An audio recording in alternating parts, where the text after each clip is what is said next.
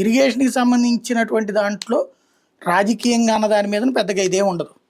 ఫ్యూచర్లో జనం ఒకటే చూస్తారు, తమకి నీళ్లు వస్తుంటే వచ్చే దాంట్లో దేవుడు అనుకుంటారు, రాలేదనుకోండి శాశ్వతంగా శత్రుత్వం పెంచుకుంటారు. అది బాబు గారికి ఉండే మైనస్. అంటే ఇప్పుడు కర్ణాటకలో కాంగ్రెస్ ప్రభుత్వం ఉంది ప్రస్తుతం. కాంగ్రెస్ ప్రభుత్వానికి అలాగే చంద్రబాబు నాయుడు గారు ఇప్పుడు బద్ధశత్రువుగా అయితే ఏమీ లేరు. ఎన్డీఏలో కలిసినంత మాత్రాన కాంగ్రెస్ నేమో ఆయన పెద్దగా విభేదించట్లేదు. చర్చలు జరపగలుగుతారా? ఏముండదు, చర్చలు జరిపినా ఏముండదు. కాకపోతే వీళ్ళ మీడియా, వీళ్ళ పబ్లిసిటీ టీం, పిఆర్ టీము, లేకపోతే వీళ్ళకి సంబంధించినటువంటి సోషల్ మీడియా ఇన్ఫ్లుయెన్సర్లు, వీళ్ళు అసలు దీని మీద నోరు మీద పట్టలేదు. అవును. ఇంకోటి దాని మీద డిప్లొమాటిక్ రూట్లో అసలు మూమెంటే లేదు. అవును.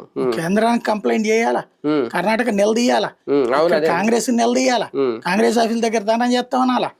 తెలంగాణ ప్రభుత్వంలో కూడా, తెలంగాణ కాంగ్రెస్ కూడా పెద్ద సమస్య అది, తెలంగాణ ప్రభుత్వానికి కూడా సమస్య. అంటే వాళ్ళు రెండు కాంగ్రెస్ ప్రభుత్వాలు కాబట్టి సైలెంట్ గా ఉన్నారు. ఎట్టుంటారు?